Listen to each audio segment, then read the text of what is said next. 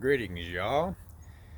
Today I'm going to show you how to fix a belt on your car that chirps a little bit.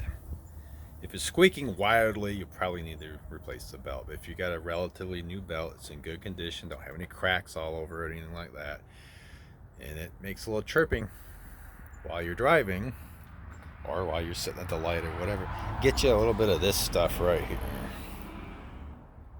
Spray that on the belt, both on the inside as well as the outside, because you know the belt does turn the idler pulley and all that with the back side of the belt. Just put a little bit of that in there, run it, and that'll take care of your little chirping sound.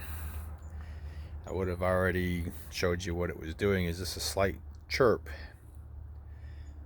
but because I already fixed it before I made the video, so you know it works like a champ. But that's all I did. I just used this right here. Simple, quick, and easy. Enjoy, like, subscribe, and forward, and do all that YouTuber nonsense that y'all know how to do well. And we'll see you on the next one. Bye.